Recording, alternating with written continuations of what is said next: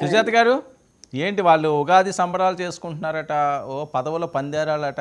మరి జగన్మోహన్ రెడ్డి గారు జనంలోకి వెళ్ళే ప్లాన్లో ఉన్నారట. ఏ రకంగా ముందుకు సాగుతారు, ఎలా వెళ్తారు?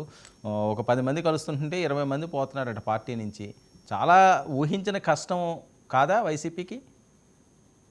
వర్మ గారు నమస్తే అండి. మీరు ప్యానెల్ కి పరిచయం చేసేటప్పుడు నన్ను బీజేపీ ప్రతినిధిగా చెప్పారు, బట్ అది కాదు, తప్పని చెప్తున్నాను. నేనా? ఓకే ఓకే, సారీ సారీ పొరపాటు జరిగి ఉంటుంది. Sorry sorry. So YCP YCP పార్టీలో లేదు, ఉండడానికి అక్కడ మా చాలా నేమ్ కరెక్ట్గా పడుతుందా? గర్వపడుతున్నాను. ఓకే, నేమ్ కరెక్ట్గానే ఉందిలేండి. కాదండి, మీరు బీజేపీలో Yes. మిమ్మల్ని చేర్చడానికి ఏమన్నా వర్మ గారు ప్లాన్ చేశారు తెలియదు. సారీ సారీ సుజాత గారు. Yes yes, Okay, no problem, mistakes అవుతూ ఉంటాయి. సో మీరు బోరుగడ్డ అనిల్ గారి గురించి మాట్లాడేటువంటి విషయంలో అతని గురించి వైఎస్ఆర్సీపీ పార్టీ ఏ రోజు కూడా మా పార్టీకి సంబంధించినటువంటి మనిషిగా అతన్ని ఎప్పుడూ ఓన్ చేసుకోలేదు. అదే విధంగా మొన్న మీ గవర్నమెంట్ లో కూటమి ప్రభుత్వంలో ఉన్నటువంటి జరిగినటువంటి ఆయనకి ఏదో భోజనాలు పెట్టడం, ఆయనకి ఏదో సపర్యం చేయటం అనే దగ్గర కూడా మా పార్టీ ఏ రకంగానూ స్పందించలేదు.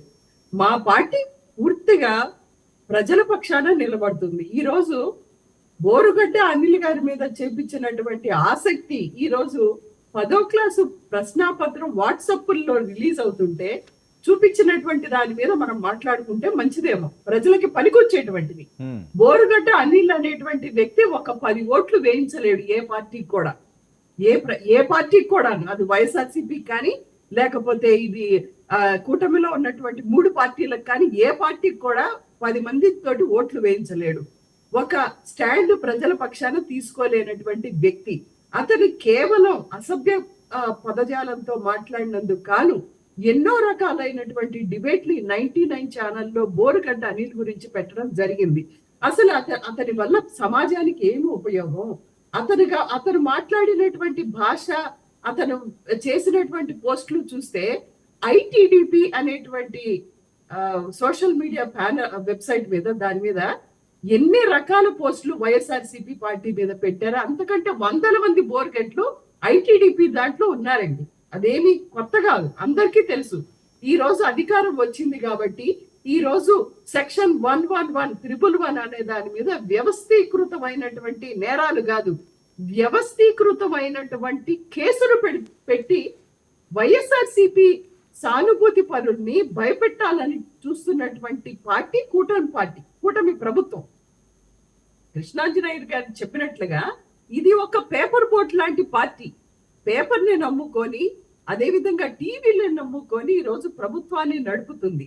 ఈ రోజు 10వ తరగతి ప్రశ్నాపత్రం వాట్సాప్ గ్రూపుల్లో సర్క్యులేట్ అవుతుంటే మాట్లాడేటువంటి పరిస్థితి లేదు ఈ రోజు. మరి విద్యాశాఖ మంత్రిగా ఉన్నటువంటి లోకేష్ గారు దానికి ఇంతవరకు సమాధానం చెప్పలేదు. అదే జగన్మోహన్ రెడ్డి గారి పరిపాలనలో జరిగి ఉంటే ఈ పాటికి పేపర్లు, టీవీలు మొత్తం మోగిపోయాయి. మరి ప్రజల పిల్లల భవిష్యత్తు పట్టదా విద్యాశాఖ మంత్రి గారికి? ఈ రోజు 10వ తరగతి ప్రశ్నాపత్రం రిలీజ్ అవుతుంది వాట్సాప్ లో. మరి ఏం చేస్తున్నారు విద్యాశాఖ మంత్రి గారు?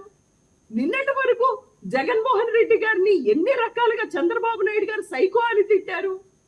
నిన్నటి వరకు పవన్ కళ్యాణ్ గారు ఎన్ని రకాలుగా అధికారంలో ఉన్న మంత్రుల్ని చెప్పులు చూపించి బెదిరించారు. మీరేమన్నా శుద్ధపూసలా? మీ మీద ఆ రోజు వ్యవస్థీకృతమైనటువంటి నేరాలు, కేసులు పెట్టకపోవడం జగన్మోహన్ రెడ్డి గారు చేసిన తప్పు. ఆ రోజు మీ మీద పెట్టకపోవటం, చెప్పులు చూపించినటువంటి ఒక నాయకుడి మీద పెట్టకపోవటం జగన్మోహన్ రెడ్డి గారు చేసినటువంటి తప్పు. ఈ రోజు వ్యవస్థీకృతమైనటువంటి కేసులు మీరు సోషల్ మీడియాలో ఉన్నటువంటి యాక్టివిస్టులు, వైఎస్ఆర్సీపీ సానుభూతి పనులను పెడుతున్నటువంటి కేసులు ఏవైతే ఉన్నాయో ఆ రోజు ఐటీడీపీలో ఉన్నటువంటి టీడీపీ కార్యకర్తల మీద కానీ, ఇటు జనసేన కార్యకర్తల మీద కానీ పెట్టకపోవడం జగన్మోహన్ రెడ్డి గారు చేసినటువంటి తప్పు.